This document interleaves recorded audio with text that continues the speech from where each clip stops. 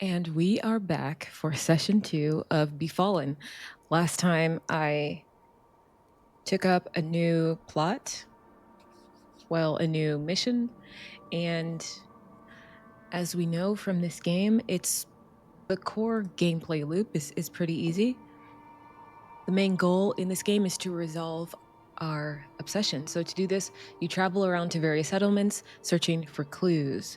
And so for this settlement, I decided to start in Rimehaven because that's where my character is from. So I thought it just made narrative sense that we'd start here because there is the school here that my character goes to because I took the Awakened Scholar class. And so in each settlement, we search for clues, we resolve plots and complete quests to earn resources, and then we travel to another settlement when we're ready. So I'm going to stay in Rimehaven for a little bit longer, and I'm going to do some quests because I did a plot, and we did the Prophecy of Awakening. There was a man called Michiru Sunfall who was claiming that the Watcher Beneath the Waves, which is one of the corruption entities in this world, it was waking up. And so we solved that.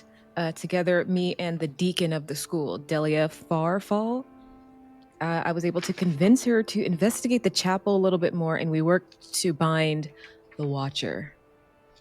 And so it was a very fun session. And so now we are going back to, we're still in Rimehaven. We have quests. We're going to take one. We're going to choose one, rather. So we can feel free to choose one your character would be more willing to complete. Most of the time, you'll complete one or two before moving on. You can complete all quests in a settlement. But the book says they do not recommend it because it limits replayability with new characters, which I get. Because if I play a new character, I'll be like, well, I played this quest already. Yeah, I get it. So completing a quest is much the same as completing a plot. However, each quest has all the information you need to jump straight into resolving it. So when we set out to make a step-by-step plan of what your character needs to do to complete the quest, aim for about 3 steps, and then move through those, making appropriate skill rolls, battling enemies, or dealing with complications as they come up. So it seems like I'm the one that is making up the steps inside of the quest, which is fine. I usually prefer the game to have the steps already there, so I know immediately what I need to do. But let's see how it goes. So if we go back to the quest for Rimehaven, so let's see which one makes sense. And I was looking over these. I think quest 3 or quest 6, I think these would be the two that I focus on in this area. So quest 3 is Darren Seastride. A researcher from the college has absconded with his research into the Eternal Song and is attempting to flee Rimehaven. Help Darren evade the college forces and flee south, or subdue him and turn him into the deacon. Ooh, now I was reading that because it's tempting. Because I currently am in the good graces of the deacon, and I think in order to stay in the good graces, I would try to subdue him and turn him in. Does that sound? I'm not sure, but I do want to stay on the deacon's good side. She's a very powerful character to have on your side. And then there's number 6, Dolores Carmine, a researcher at the college, has a theory that she can harness the harmonic emanations of the Eternal Song to crystallize alchemical solutions that had previously needed to be in liquid form. Help her research and construct an alchemical apparatus to complete this process.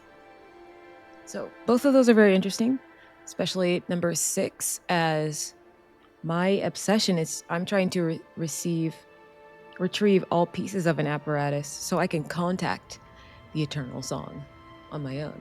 So anything connected to the Eternal Song, my character is obsessed with. But both of these have to do with the Eternal Song. So Darren is trying to leave so he can learn more, but he has research into it. I guess my reasoning is hey, I want that research. It might be a little backstabby, but yeah, let's do that. We're going to start with Darren Seastride. We're going to try to subdue him and turn him into the deacon.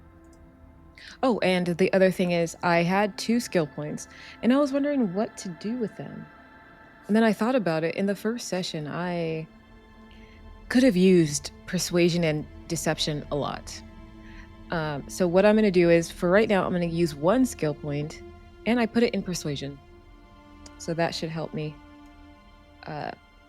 talk to people, because I'm not really a fighter. So, and I have 1 more skill point. So maybe I will, learn another skill or save it for right now. But let's get to this first quest. Let's see how it goes. So, objective. We're going to try to catch Darren Seastride, subdue him, and seize his research on the Eternal Song and hand him over to the Deacon. So, 3-step plan. First, we need to track him. So, he is fleeing south. So, we need to pick up his trail before he hits the mountain pass. So, that's step 1. Then step 2 is confronting him, and then the seizure. So step 1. Let's say, what do we know about Darren? We know he's not an outdoorsman. None of us are. He's a researcher like me, so he likely took the most logical route out of town towards the southern pass. So he's probably trying to blend in with a supply caravan, or moving under cover of the recent chaos. So I need to find him before he slips away into the snow. So I'm going to try to track him. I have investigation. So that's 1d10. I have advantage because my knowledge of Rimehaven and the area. I know the layout of the town and the route scholar would take. And then I have the base. But you get 1 base d10 for just trying. So that's 3. Challenge is d8 because he's a scholar, not some master spy. So I'm going to roll 1d8. And this is the number that I need to beat when I roll my 3 d10s. Okay, so I rolled a 6. So let me roll those 3d10. Yes! I rolled a 3, 5, and a 10. Okay, so the 10 is... that's a crit. 10 is always a success, and I gain 1 fate point. So, now my fate goes up to 4. So that was success. I am able to corner him. I go out and I'm searching. I find him near the stables, I'm going to say. There is a caravan that is packing up to leave, and I can see him looking a little sketchy, looking left to right. And I go up behind him and I grab the back of his cloak, his winter cloak. So, step 2, this is the confrontation. He looks desperate. He's likely, might be armed, with some stolen magic, who knows. But I do need to subdue him, so it would be combat or confrontation.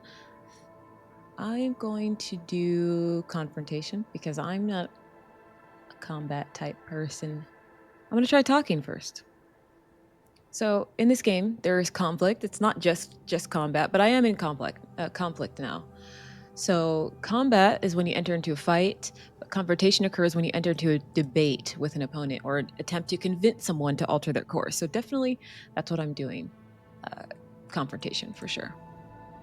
So I grab the back of his heavy winter cloak. He spins around, kind of loses his footing on some icy cobblestones, and he scrabbles back against a mule, clutching the satchel in his chest. And I can tell the research is in there. And he says, "Wait, don't call the guards. I can explain. The Deacon, she doesn't understand what this power is. I can save it. I can save us." And I could tell he looks cornered, he looks terrified. So, we need to take him down and secure this bag. A challenge is still a D8. So, I'm going to use confrontation. I'm going to use that persuasion skill that I just got. I'm going to tell him it's over. The Deacon already knows. Surrendering to me is the only way you'll survive this winter. So I have the base D10 and then I have the persuasion. So let's do that. I'm trying to see if I can use occult or my knowledge in academia. I have my knowledge of Rimehaven. I don't think so. I'm going to just stick with those 2. So let's see. So I'm going to roll a D8, which is the challenge die. Okay, that's a 7. So I'm going to roll 2d10. I need to roll higher than that. Forgot my stamina does go back up at the end of each day. Okay. Okay, so in this game, it's a meets it, beats it type situation, so I just need a 7 or higher on any of these 2d10s. So let's go. Boop. Yes! Oh my god! That is a 7 and a 10. So that is another fate point as a critical success. So now I have 5 fate points. So that was a 7 and 10 success. I don't raise my hand. I don't raise my voice. I just look Darren in the eye and I speak the truth. If you run, you will die in the snow. The Watcher is bound, Darren, and the Deacon knows. But if you give me the bag, I can tell her you cooperated. I can tell her you were scared, not a traitor. And he slumps against the wagon wheel. You see like the fight draining out of him. He looks at the satchel. He has like a trembling hand as he holds it. And he says, I wanted to understand it. And I take the satchel. It's heavy. Inside, take a peek inside. It has some messy scrolls and things like that. See diagrams and charts. I pocket the most relevant pages for my own study before picking him up to his feet. And we start to march back to the deacon's office, and he's pretty docile. He's pretty quiet. And that was step 3. Step 3 was the seizures. Secure the research notes, inspection before turning him in. And so, yeah. The deacon nods at me as I turn in Darren. So I gain 1 skill point from completing a quest, so I'm back up to 2. And then I can roll a 1d6 and gain resources. I can choose to barter with the quest giver for better pay by making a roll with persuasion in the NPC's challenge die. I can gain an additional resource for every success rolled. So here's the thing. I'm bartering with the deacon. I'm going to let her know, hey, it's very cold outside and it took a long time to find this man. What do you say about helping me out a little bit more? I'm about to head back out into the cold. I can use anything I can get. And so the deacon is looking down. She's thinking about it. Her challenge die is a 12. So let's roll that. This is the number that I have to beat. Okay, a 2. So I got to beat a 2. So let me roll. I'll also roll the 1d6 to see how many I get. So I only got 2 resources, but I'm bartering with her to get more. So I'm going to use persuasion and my base D10 die that you get for just trying. And I'm going to use, I have advantage because I have knowledge of, scientific research, Rimehaven, and academia. And I'm going to let her know that I'm doing all this for the school. Everything that I do is my loyalty to you, Deacon Delia. Okay, so I have 3d10. So every success, I get 1 more resource if I get success. Oh my god, all of those were successes. Yes, so I get 3 extra resources. So my resources now are at 9. Nice. Listen, bartering works. Okay. So, do I get a clue? Do you get a clue from quests? Now, when you complete a quest, it doesn't say that you get a skill, a clue. It just says you get a skill point and then you get resources and that you're able to barter. So I won't say I get a clue. Okay, so let's look at the other. So we are finished with the Darren Seastride quest. Let's see what the next one is. So, right, it was number 6. So Dolores Carmine. She has a theory that she can harness the harmonic emanations of the eternal song. So I need to help her research and construct an alchemical apparatus to complete this process. So this is Dolores Carmine. Now, she doesn't have a specific stat block, but there are a few schools. She's probably at the School of Harmonics here. She's probably in one of the workrooms.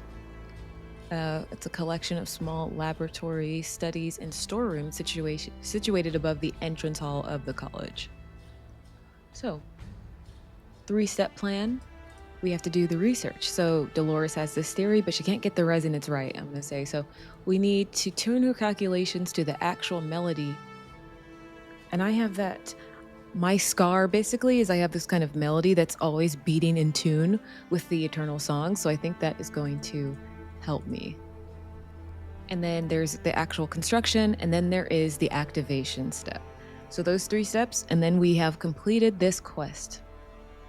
So we make our way to one of the workshops, and we find Dolores. She's in this cluttered workshop. It smells like ozone and sulfur, and we can see that she is frustrated. She's trying to tune a set of silver forks to a frequency she can't quite hear, but I can hear it, and it's like humming in my own blood. So I'm going to go help her. I'm going to try to correct her math and align the forks to the eternal song as I make my way in.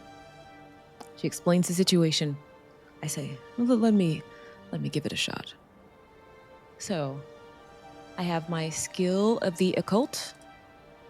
I have my awakened scholar ability, so I can add investigation dice to this roll because it's an occult task, so that's 2d10. And then I have my knowledge of scientific research, which applies here. So that will give me 3d10 plus the base d10, so that's 4.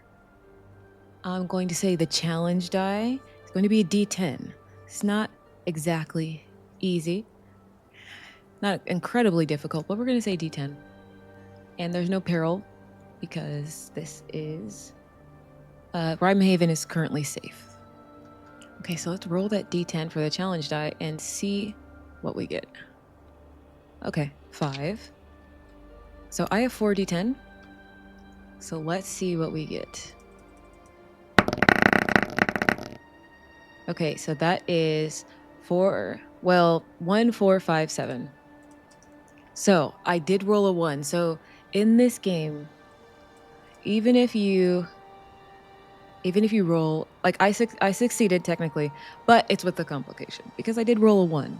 So I take the silver tuning fork from Dolores' hand. She watches. She's a little skeptical as I strike it. I don't strike it against the table, but I strike it against the air, and it catches the rhythm, and that beats inside of my chest, and the fork begins to hum. But it's not just a sound. It's like this physical vibration that aligns the fluid in the beakers that we're seeing perfectly, and the liquid stops sloshing, and it forms a perfect, motionless, like meniscus. And we have found the harmonic constant. And we'll say Dolores gasps. She's like, she quickly grabs her quill to frantically scribble down the frequency. That's it. That's the ratio, she says. So we still are at step 2. But I'm going to say, because it was a success with the complication, the connection is a little too raw. It's a little too violent for like mundane equipment to handle. So the math is sound, but now I have to help build that crystallization chamber itself. And I think it's going to make, the complication is going to make this task a little bit harder. It's a delicate lattice of brass and glass that can withstand this kind of screaming, this frequency. So this is step 2. So we have that base of 1. I am skilled in artifice, so that's 2. I'm going to use my ability, which gives me a 3rd die. And then I have knowledge, which is of scientific research. So that's a 4d10. So I'm going to roll a d12 because there was that complication before. I think it's making it a little bit harder for the second roll. So let's roll that d12, and this is what I need to roll. The lower the better, because with the d12 it's harder because I need to roll a d10 at least once. Okay, so I rolled an 8. Okay, so I'm going to roll my 4d10. 2, 2, 4, 7. No, are they all? They're all failures. I mean, at least I didn't roll a 1, but that's not a success. I believe I can use a fate point to reroll 1. I do have 5 fate points. That's where they're 4. So let's see. Okay, so I can spend fate points.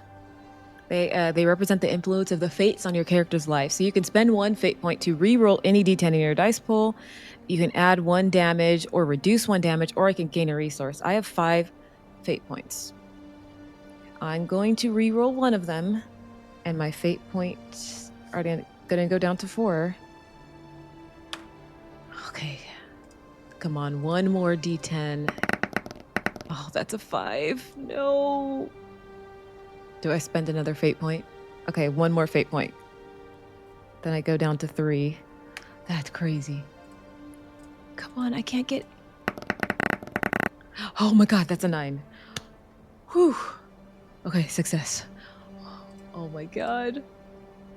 So, that was pretty sketchy. I'm gonna say the glass cracks. The silver tuning forks get a little brittle. My hands are starting to shake from the adrenaline. I'm trying to fit the brass focusing lens into the frame. It slips. I can see that Dolores flinches as she says, it's not going to hold. The geometry is off. She starts to reach out to me. I kind of shove her hand away. I don't use the standard clasp. Instead, I'm going to grab a spool of copper wire and lash the cracked glass in place. I'm going to use a tension knot I learned in the past. Force the brass frame to bend. It's screeching until it snaps into alignment with the harmonic geometry in my head. It looks ugly. It doesn't look good, but it looks pretty dangerous. But when you tap it, it doesn't rattle. You hear a perfect tone, and the structure is sound. So step 3 is the activation. So we have the machine is built. Now comes the moment of truth.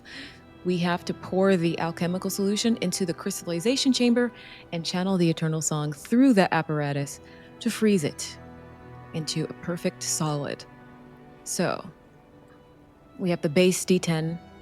We have my occult, and then I have my awakened scholar ability, which gives me another D10, and I have the knowledge. I have my scientific research knowledge. Again, so this is another base D10. But this is the climax of the experiment. I'm going to say the challenge die is a D10 instead of a D12 because we ended up making it work. So, and I didn't roll any complications, so I'm going to say it's a D10. So let's roll that D10 and see what we get. Oh my god, it's a 10. Jesus. That makes sense. This is a tough one. Wow, I need a 10 on any of my 4d10. I have 3 fate points. I could use stamina to give me 5d10, which I'm going to do just in case. So with stamina, I believe you have to call it before you roll. So this is important. So stamina goes down to 4. This is 5d10. Come on. One of these has to be a 10. Let's go. Oh no! That's 1, 2, 6, 7, 7. Oh my god. Do I spend a fate point? Oh. I will spend... Oh, this is crazy. Oh, I know what I'm going to do. I'm not going to spend a fate point. I'm going to call upon the eternal song itself, that corruption, and I'm going to use it to turn this into a success. So, when you fail at a task, you're not able to try again to complete the same task using the same skill during the same in-world day. So I would technically have to wait another day, come back, and try to help her again. So when you fail at a task, I have 3 options to progress forward. And I like that the game still gives you options to proceed. You can find another way. You can try again tomorrow, or you can invoke the corrupting powers. So that's what I'm going to do. I'm calling on my corrupting power that I'm connected to, which is the eternal song. And I'm turning that failure into a success. So I have to increase my corruption for that power by 1. And imagine how the power intervenes to make your task successful. So we are imagining what is happening. So at first, complete failure. I rolled a lot of D10. I poured the alchemical fluid into the lattice. It splashes around the glass, inert, and the vibrations from the machine are discordant, rattling this kind of jerry-rigged copper wire device that I have worked on so far. Dolores sighs, she's reaching out to turn off the burner. She says, "It's not working. The structure is it's too unstable." And I grab her wrist to stop her. I close my eyes and I stop simulating the frequency. I let the eternal song pour out of me. And then you can hear the hum. The air pressure drops, the rattling stops instantly. The liquid in the chamber doesn't freeze, it snaps quickly. And in a single instance, the fluid transforms into a perfect, complex, geometric solid. And it starts to pulse with this pale violet light. And there was a complication because I did roll a 1. A jagged spire of violet crystal erupts from the apparatus. It dries itself through the palm of my hand. And I start to bleed. She's terrified and awed at the same time. She doesn't ask how I did it, but I'm looking at the blood on my hand. She looks kind of freaked out. She just hands me my payment and ushers me out. I'm going to say the complication here is that I lose not a resource, but fortitude goes down to 6. So basically, as I'm leaving, I have this stab wound from the crystal that kind of shot up through, and I'm wrapping my hand as I leave. So that is the end of the quest. So I gain another skill point, so now I'm up to 3. I'm going to roll 1d6 to see. I could probably barter again.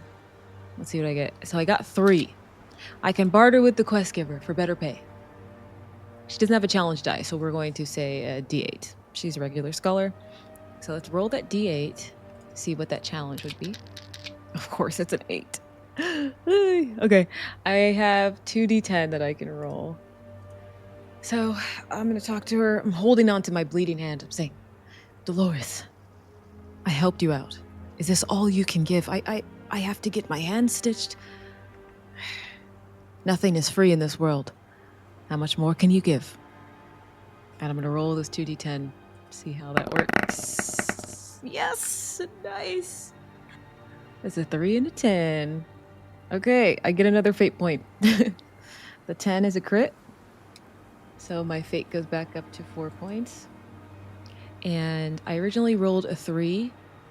So that was just 1 success. So now I get 4 resources instead of the 3. So resources are now at 13.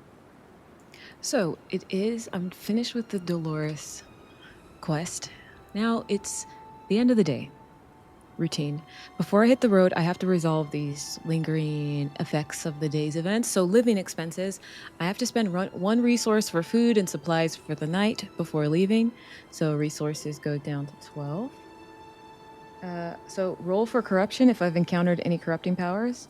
So then I regain spent corruption dice. So I'm going to roll because I did invoke a corruption. So let's see. How does rolling for corruption again? So we have the corruption powers. So there is the corruption roll. So 1d10 plus stamina, which is 4. So I learned last time that it is going to be 5d10 that I'm going to roll. And the challenge die is d6 plus my current corruption with that power. So it's a d6 plus 2. Okay, so I rolled a 4. So out of these 5d10, I just need to roll a 4 higher. Okay, nice.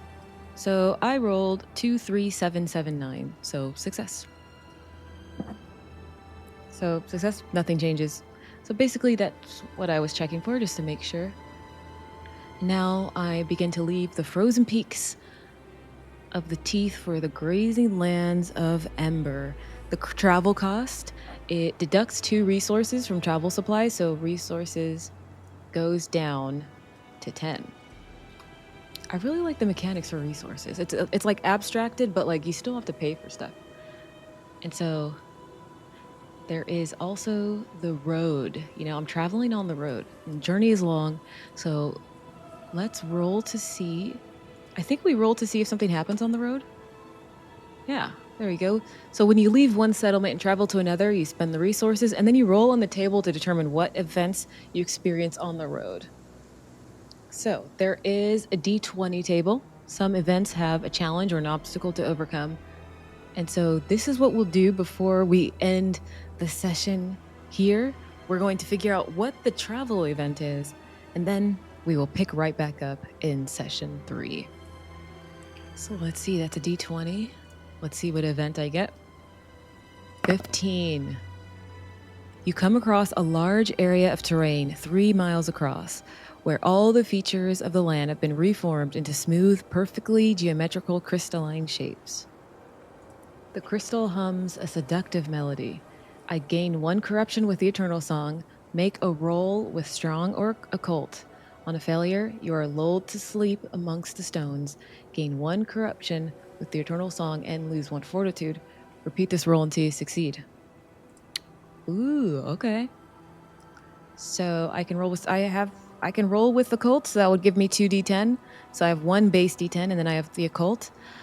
So that would be 2d10 when we come back. Again, I'm having a lot of fun with this system, so very much looking forward to playing some more and getting to session 3 and getting more clues and following all the stuff for my obsession and seeing how that goes. So I will see you guys for session 3.